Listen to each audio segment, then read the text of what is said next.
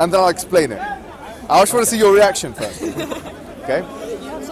From our perspective, we were talking about value, and we talked about moral relativity, and on atheism and naturalism, how actually everything is relative. And this is the prevailing philosophical position of most post-enlightenment, post-modernist philosophers like Nietzsche and Bertrand Russell and Jacques Derrida and others. Yeah, we'll come back a little bit. So in other words, moral relativity suggests that you make your own morality, right? You make your own purpose, you make your own morality. From an Islamic perspective, we say that obviously God, the all-knowing, the all-powerful, the all-wise, He is the one who sets the standards, He's the one who makes the morals. For us, the worst sin, the worst thing to do, worse than murder. Wait, what's going on? Worse than murder is this thing called shirk, and I'll tell you what it means. Shirk is the association of partners with God. Before I want to say something, I want to make a controversial statement first, yeah? I'm going to make a controversial statement, a ridiculous statement, and then I'm going to explain the statement.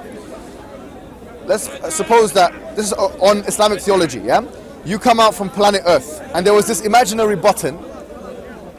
Yes, but you're a Muslim. Let's say you pretend you're a Muslim. There's an imaginary button. You press it, the whole Earth blows up and destroyed. That's not a great button to have. It's not a great button to have, right? Let's pretend that button exists. You go now. You're on the moon, on Mars. You go there. Button, crazy button. Press the button. Everyone blows up. You would think that's the worst thing you can do to human beings, and it is. I mean, from an Islamic perspective, killing one person is like killing the whole of humanity, right? It says in the Quran, chapter 5, verse 32, that killing one person is like killing the whole of humanity, right? So murder is one of the high sins in Islam. It's not like we don't appreciate murder, we do appreciate it. But the ridiculous statement I wanted to make to you is as follows. Do you know that button that you press and the murder and all that stuff? If someone had pressed that button and killed everyone, and he was a Muslim, it's less severe than doing this thing called shirk. It's less severe. It's very severe. Very, very severe, no doubt. But it's less severe than doing this thing called shirk. What is shirk then? The question. I mean, what is shirk? What is this thing that you're talking? You press that button. What is it? Okay, I'll tell you. Shirk is when you give the rights. We believe in God. God, the creator of the universe, the heavens and the earth, everything, yeah? The maintainer, the sustainer, etc. Shirk is when you give the rights of God to other than God. That's basically it. What are the rights of God? The rights of God from the Islamic perspective are as follows. First and foremost, the attributes of God, as we know, He's all-powerful, all-strong, all-knowing, etc. How can He be all those things? That's what I want my question about God to be. I'll come to that. Can we put that into a footnote? Yeah, all right. How is a good question. I'll put that into a footnote. Please remind me of it. But let's presuppose He is all these things. He's all-knowing, all-powerful, all everything, yeah? All-powerful, all loving, all merciful, most merciful, etc., yeah? Not all everything, that's a bit of an exaggeration. All of those things that I just said. Most merciful, most all-powerful, most wise, etc., yeah. Now, yeah, omnipotent is all-powerful, really, yeah? Omnipotent means all-powerful. Okay. Omnibenevolent, whatever, okay? The question would be this, and I want you to remember that question I asked you before. What makes the difference between a tree and a human being? So why is it that if I cut down a tree now, most of humanity would say that that's less of a crime than cutting a human being into two? The reason why, your subjective reasoning, which I didn't disagree with, yeah, I agreed with it completely, was that the tree has the intrinsic values, yeah, that tree has are less superior than the intrinsic value that the human being has. The human being has a higher level of attributes, or the characteristics of the human being are superior to the tree. Therefore, the human being is being assigned more value by other human beings and is therefore more important than the tree. Okay? We say the following.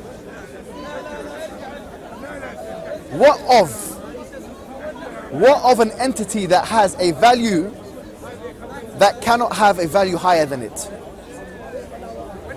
Let me say that one more time.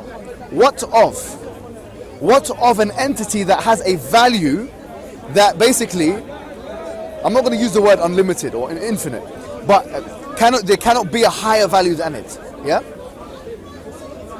I say the only possible relationship, and this is the Islamic thesis, the only possible relationship you can have with that particular entity is one of ultimate obedience, ultimate love,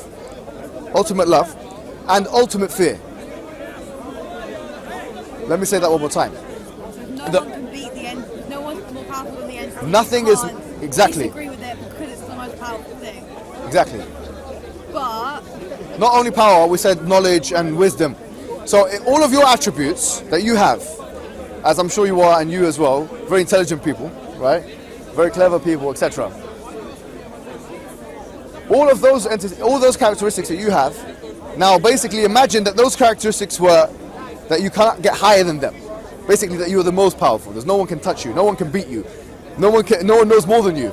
You know, if we bring all of human beings, not forget about the speaker's story, I'm going to knock you out here. All of human beings, forget about Speaker's Corner, all of the human beings in the whole world, we put them together and we have some kind of apparatus, we have some kind of mechanism, we have some kind of way of putting all those human beings' intelligence together and aggregating all of that intelligence into one sum, yeah? All of those human beings would be closer to knowing nothing than they would be to knowing everything. Can you imagine the level of ignorance we have? Can you imagine the level of ignorance we have? We are ignorant. There's too much going on in the universe. There are literally 2/3 of the undersea that we have not even explored yet. And this is planet Earth. Imagine the universe, right?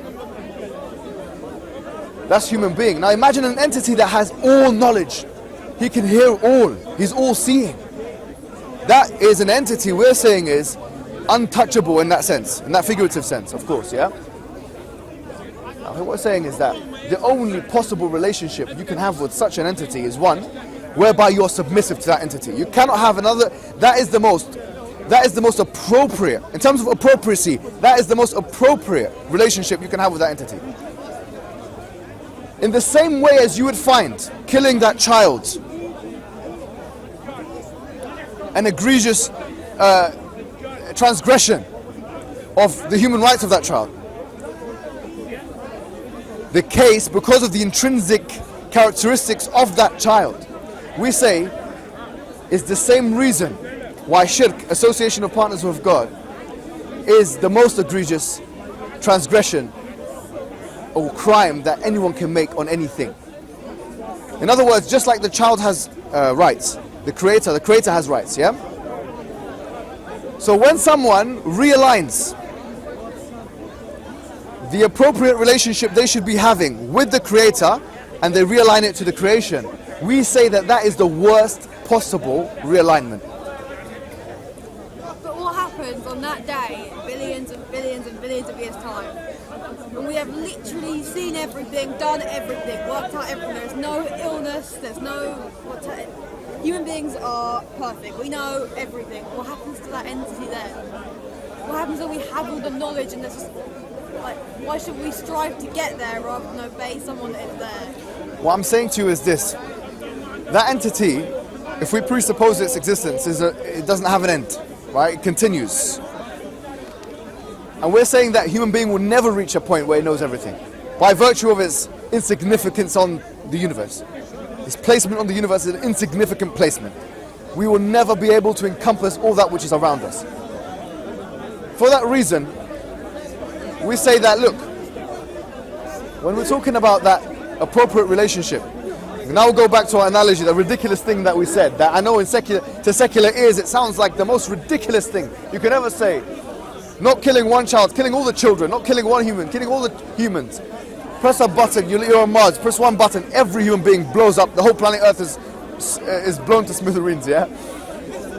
We're saying, for a Muslim to do that is one of the worst things you can possibly do, right? It's you know, you're going to hell, you know, how dare you do that? But that is not as bad as the person giving the rights of God to other than God. Why? Now you might say, what the hell are you talking about, my friend? What the hell are you saying? The reason why is because aggregate value of all of those human beings on that planet Earth, as we've talked about value assignment, and this was a big theme of what we were talking about today, the aggregate value of all those human beings combined on that planet Earth doesn't even amount to a drop in the ocean compared to the value of God. Therefore, when we talk about God's value, inappropriacy when it comes to the rights of God has a more severe implication, has a deeper consequence, has a higher ramification. For that reason we say this. We say that the most appropriate relationship to have with an entity that is all powerful, all knowing, all hearing, etc., is that relationship of submission. That's what Islam actually means. Islam is submission to one God. And the biggest crime of humankind is to misappropriate that relationship and to assign the rights of God to other than God. That's the biggest crime. That's, from my perspective, the clearest thing I can say about the Islamic thesis. Do you get that? Now, let's bring out the footnote you were saying. How do we know that God is all powerful, all knowing, all hearing, etc.? How do we know that? I say this. Let's go back to the dependency, because we were talking about the baby on the incubator. We're talking about as well human being on a life machine, right? One theme that we will always come back to when we're talking about these issues is contingency, is dependency. Contingency is dependency, right? I say the following. In the realm that we live in, everything is contingent. Everything is dependent. In the realm that we live in, everything is dependent. In the universe, everything is dependent. Something is dependent upon something else. Give me an example of something other than that. Give me an example of one independent entity that lives within the universe and is with us now that we can point the finger at, empirically see and see. There's nothing, right?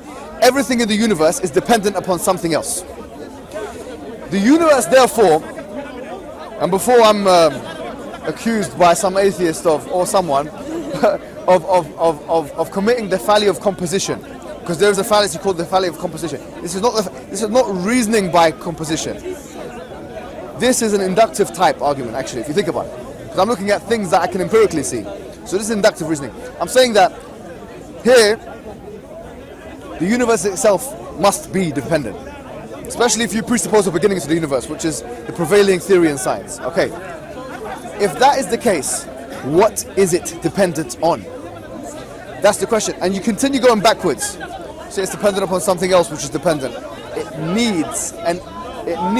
requires an independent entity to start it all off. That's what it requires. And your independent entity is Allah. Forget about the word Allah. Allah in Arabic just means al-ilah. Al-ilah just means the God. That's what, literally Allah just means the God. It's all God. It's just an Arabic word. Christians call God Allah. In Arabic, Christian Arabs, they call God Allah. Eli is very close to Allah.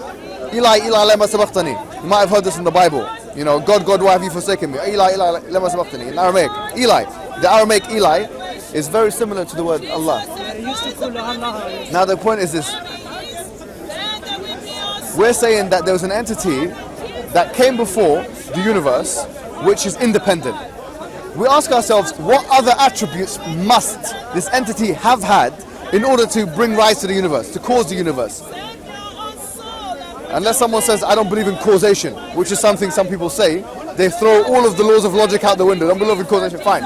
Even if you don't believe in causation, what must this entity have had in order to allow for another entity, which that entity is dependent upon this entity, to exist? It must have had knowledge, no? When you look at the fine-tuning of the universe, and you look at all of the constants being completely finely tuned, all of these things must require knowledge. It must have had power, no? It must have had power, because if it didn't have power, it couldn't be interdependent. It couldn't be independent, sorry. It must have had a seeing ability and a hearing ability, no? Because how could it visualize, how could it sketch the plan, as it were, and bring it to existence? So the things that we were talking about, the attributes of God, are actually logically reasoned. They're not illogical. They're logically reasoned. Let me tell you something. Let me ask you something. Imagine now we're walking in Speaker's Corner. I'm being 100% serious. We're walking in the speaker's corner and we see a ball. Wait a minute, what do we see? We see a ball, a large ball hovering. Okay, hovering in the middle here of speaker's corner. A ball, hovering ball. I say, where did that ball come from? What are you going to say? No idea. No idea is fine, it's good. Fair enough. But are you going to say, you know, that ball came from nothing? Would you say that? That ball came from nothing. You never say that. Because we know that something cannot come from nothing. Okay, good. Are we going to say that there were an infinite amount of balls? And this is just one of them? Does that sound like a reasonable conclusion? There was an infinite amount of balls and this is just one of them. Maybe you say no. You know? If I said, listen, the ball created itself. You're going to say it's not possible because you can't exist and not exist at the same time. So you'd say about the ball that the ball had a creator of some sorts. An intelligent creator of some sorts. Does that sound like the most reasonable conclusion? It does, doesn't it? Let me tell you something today. That ball is the universe. The universe that we live in is literally an expanding ball in space. Can you imagine? The universe we live in now is an expanding ball in space. The same options apply. The same exact options apply. So we say the ball of the universe which is expanding must have had a creator. Must have had an intelligent force behind it. We call that intelligent force Allah. We do, yeah? We don't say it's three in one entity. We call it just as one entity that created that ball. Does that make sense? Okay. Now the creator of that ball assigned purpose for everything inside of that ball, alright? And human beings which he also created.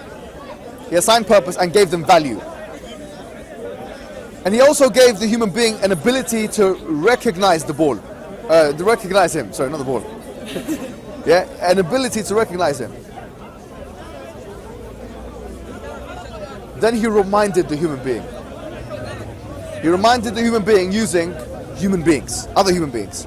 Sending a medium, which we call an angel. Wait a minute, isn't this fairy tales? Isn't this mythology? You're talking about angels now, my friend. No, hold on. Yes, it's a metaphysical reality. An angel is a metaphysical reality. We believe it's a metaphysical construct, religious construct, which we can't see or touch or hear. But just because you can't see something, secular ears, once again, when you hear the words angels, I know how it feels, yeah? When you hear the word angels or devils, I don't believe in that. Angels, no, man. We've already dispelled all of those kind of things in the Enlightenment period. Don't bring me back to these angels and devils. No, hold on. I know you've heard this before. Call them what you call them. They're angels, yeah? These angels, these mediums, communicated with selected human beings aforetime. We believe that connected with many human beings, all of which told the people the same message, which was to basically submit to the intelligence behind the creating of the ball. For the reason we talked about before. It's the most appropriate relationship you can have with that creator is to submit to them, that creator. That's the only relationship. And only then will you find peace and tranquility. Yeah?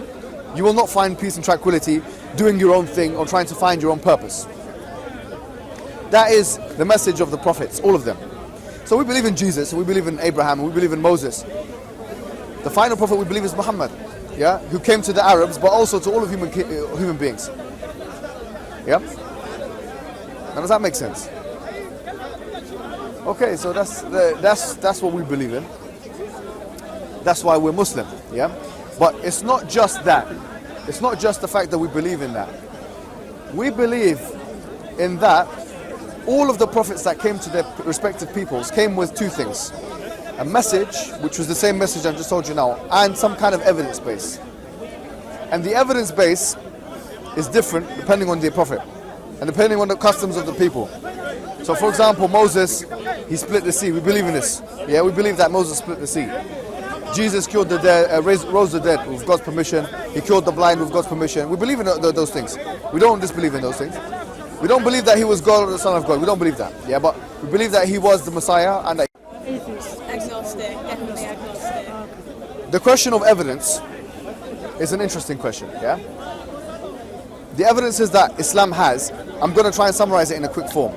First and foremost, that is the Quran itself is a preserved scripture, and it claims to be. And that's something exclusive and specific to Islam over and above all the other religions. All of the other religions, especially Abrahamic religions, yeah, ancient religions don't have preserved scriptures. What you would expect for a religion that's meant to be continued until the end of times for it to have a preserved scripture. Number two is that is the challenge, or what is referred to as the inimitability challenge. The fact that the Quranic discourse cannot be imitated. That's another challenge in the Quran.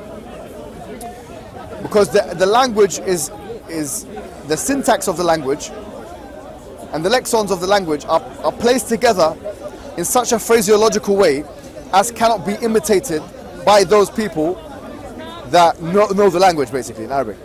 And that was recognized by the experts of those people. That's two. Number three, also there's no contradiction in the Quran. And number four, as we said before, things like predictions of the future. So for example, chapter 30 of the Quran, verses 1 to 6, you'll find that the Quran makes very specific predictions about the future, what's going to happen in the future.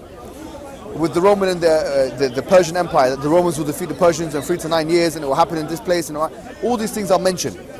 That Islam will spread to this country, to Egypt, to Yemen, it will even go to Pakistan, to Sindh, Al-Hind, India, all of these places. So it's referring to the predictions of what's going to happen in the future. And a lot of those predictions are very, very specific, country specific, time specific.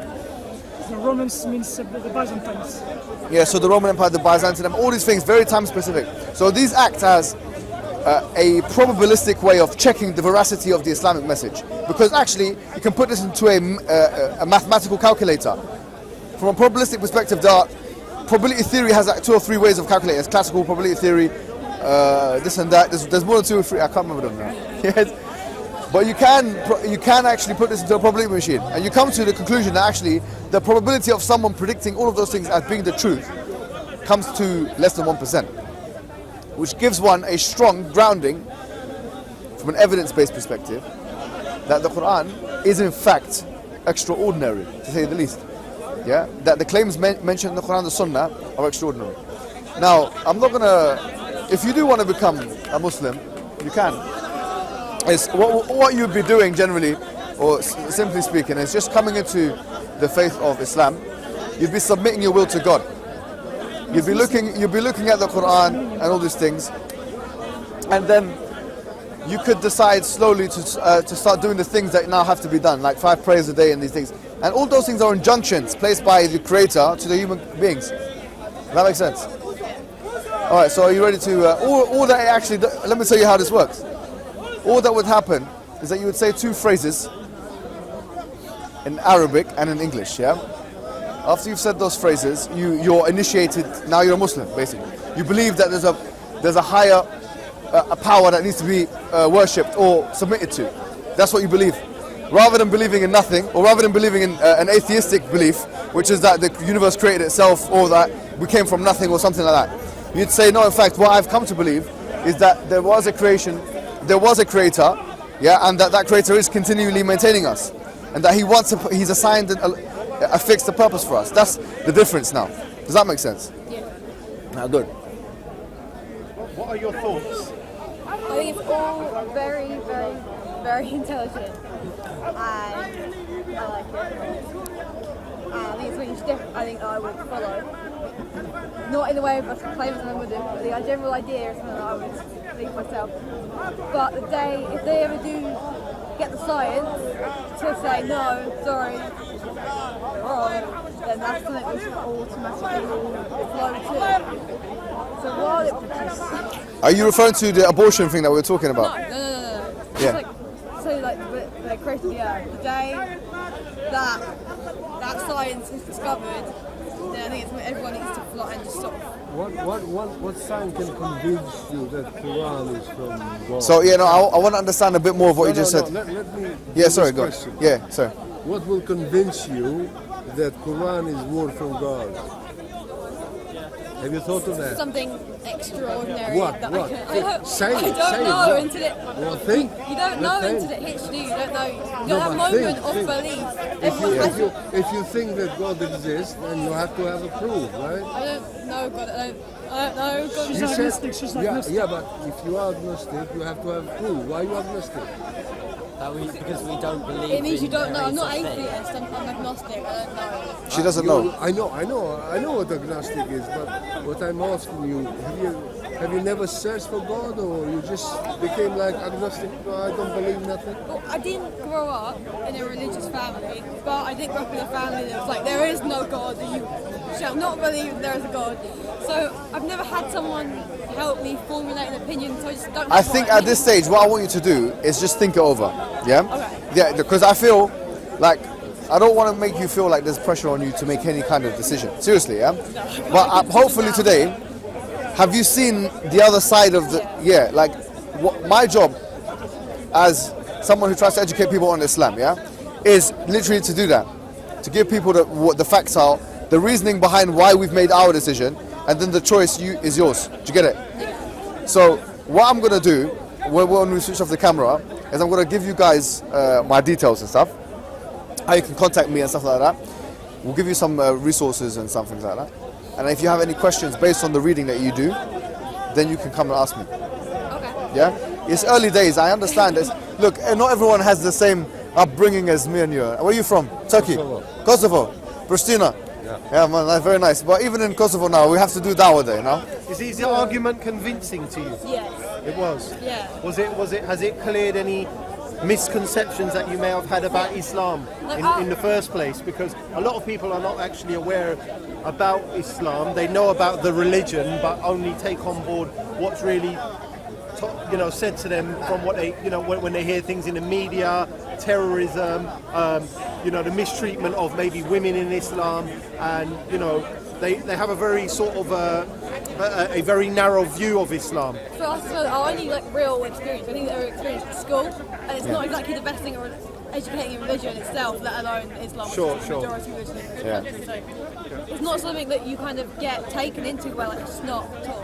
No, fair enough. Look, once again, I'm going to give you guys my details that you can, like my email address, stuff like that. Then you can do your own reading and come back to me and ask me any question. Yeah? Thank you. All right, thank you very much, yeah? Perfect, thanks. See you later. How's it going? Sounding good. You came at the end there. It's your camera. It's not mine. It's can you get that guy, Naveed? Naveed? Yeah. Can you tell him to... Yeah, no worries. Jazakallah khair. Hi.